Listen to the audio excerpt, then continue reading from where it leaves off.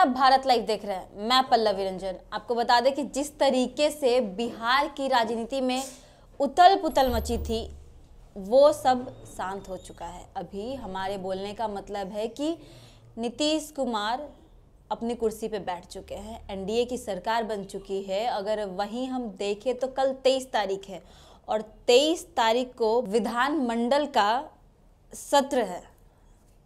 लेकिन अगर बात करें वही दूसरी ओर तो जिस तरीके से विपक्ष लगातार हमला करते आ रहा है कि सरकार 15 साल से क्या की है, आगे उसका कुछ रोड मैप नहीं है, वहीं हमारे साथ अभी बाबा जुड़े हैं और बाबा जिस तरीके से खबर का विश्लेषण करते हैं बिहार में कोई नहीं करता। हर एक खबर सटीक जाता है। आगे अगर हम आपको बता रहे तो वो अगले दिन आपको वही खबर सुनने को भी मिलता है कि ये क्या विश्लेषण था और एकदम सटीक विश्लेषण था। तो बाबा अगर देखें तो लालू प्रसाद यादव भी सुनने में आ रहा है कि 27 तारीख को जेल से बाहर आ रहे हैं।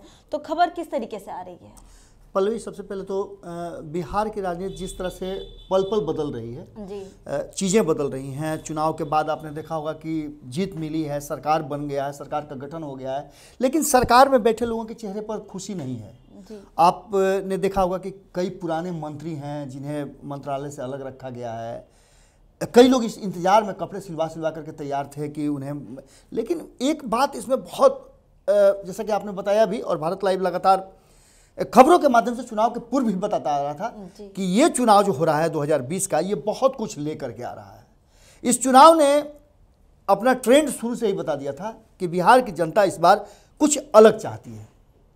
बहुत सारी अपेक्षाएं हैं, उम्मीदें हैं। उस उम्मीदों में लालू प्रसाद भी हैं, क्योंकि लालू प्रसाद के समर्थकों का एक बड़ा फेहरिस्त है, आप उसको अलग नहीं कर सकते हैं। शुरुआत में हुआ कि चुनाव के ठीक पहले लालू प्रसाद आ जाएंगे, चुनाव प्रचार करेंगे, अस्वस्थ है लेकिन चुनाव प्रचार कर सकते हैं जी।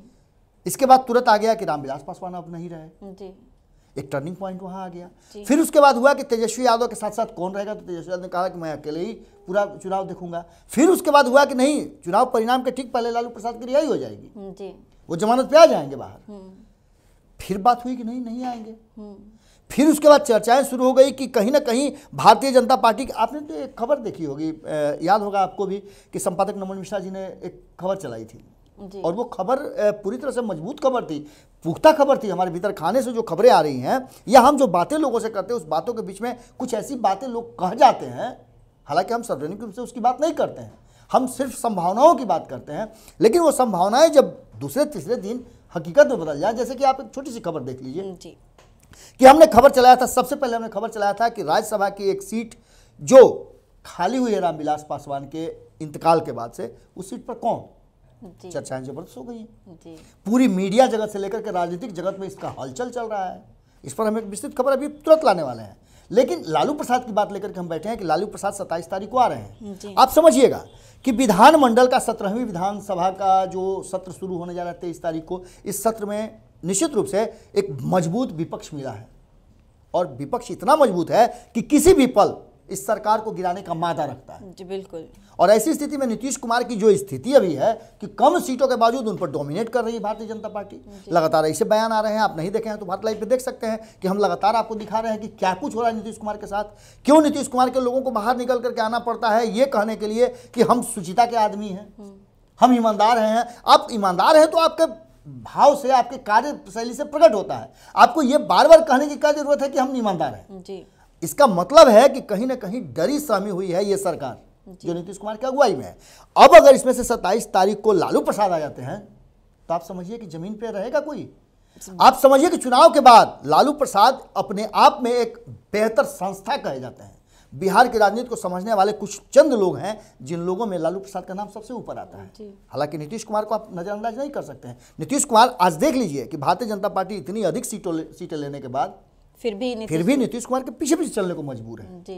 आपने कई लोगों से बात किया है, लोगों का कहना क्या था आपने सुना ही। लोग तो यहां तक कह रहे हैं कि हमने तो वोट किया है लालटेन को और ये फूल कहां से आ गया जी। हमने तो वोट किया था लालटेन को, हमने तो परिवर्तन के लिए वोट किया था, तो फिर नीतीश कुमार कैसे आ गए? भारतीय जनता पार्टी क्यों नहीं आई सत्ता में जी। अभी इस बातों का जवाब तो निश्चित रूप से भारतीय जनता पार्टी को देना चाहिए कि इतना मजबूत होने के बाद फिर कमजोर कैसे हो जा रहे हैं आप जी। और हालांकि इसकी बहुत सारी बातें राजनीति में चल रही है, लेकिन हम लालू प्रसाद की बात कर रहे हैं। 27 तारीख को लालू प्रसाद के जमानत याचिका पर सुनवाई है और संभावना व्यक्त की जा रही है कि ये सब कुछ अब हो जाएगा। अब लालू प्रसाद बाहर आ जाएंगे और स्वास्थ्य के कारणों से भी, और उनका समय भी पूरा हो जा रहा है, जो कि एक डेडलाइन था आधी सजा का अवधि पूरा करने का। इन सब के बाद अगर लालू प्रसाद बाहर आ जाते हैं तो बिहार की राजनीति में आप मान के चलिए एक बड़ा भूचाल आने वाला है, क्योंकि अधूरे से नजर आए, पूरी तरह से मजबूत होते हुए भी अधूरे नजर आए। इतनी मेहनत करने के बाद भी तेजस्वी यादव कहीं ना कहीं अधूरे नजर आए, और ये अगर लालू प्रसाद आ जाते हैं तो उनकी कमी जो है पूरी हो जाएगी। लालू प्रसाद अपने शासनकाल की नाकामियों को अपने से यदि बताएं कि क्यों उसकी नाकामी थी, कामयाब थे, क्या कुछ किया, तो ज़्यादा लोगों को समझ में आएगी। और लालू प्रसाद का एक बड़ा फैन फॉलोइंग है। लोग लगातार छठ का प्रसाद लेकर के, और अब जानते हैं छठ की महिमा के बारे में हमारे बिहार और पूरे दुनिया में कितनी चर्चा है। दुनिया के हर कोने में अब छठ होने लगा है।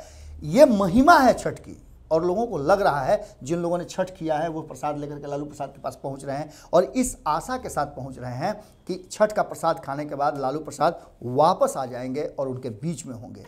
हम भी इंतजार कर रहे हैं कि 27 तारीख को क्या कुछ होगा, लालू प्रसाद आते हैं कि नहीं आते हैं। लेकिन इससे पहले 23 से लेकर के 26 तक का जो ये दौर होगा, जो विधानमंडल का कार्रवाई चलेगा आज से, हालांकि आपको पता है कि शपथ ग्रहण का कार्यक्रम भी आज से शुरू हो गया है।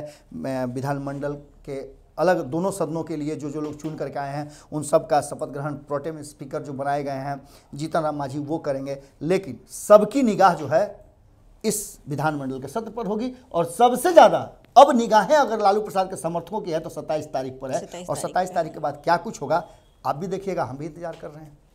जी, तो आपने सुना कि किस तरीके से लालू प्रसाद यादव की सुनवाई है, और 27 तारीख को पता चलेगा लालू यादव आ रहे बिहार में या फिर क्या होने वाला है। हम आपको ऐसे ही खबरें बताते रहेंगे। फिलहाल के लिए इतना ही, नमस्कार। अगर ये वीडियो पसंद आई और वह बिहार के राजनीति और बिहारियत से सरोकार रखेनी तो सब्सक्राइब बटन दबा के चैनल के सब्सक्राइब कर ली। ओजे एगो घंटी बा, ओकरा बटन दबा देला से कुल सटीक और मारक खबर रुआ मुफ्त में मिल जाई। अगर रुआ पत्रकारिता के हमनी के नया प्रयोग में सहयोग कर चाहतानी तो ज्वाइन बटन दबा दी। पेटीएम नंबर नोट कर ली 9386816700। धन्यवाद।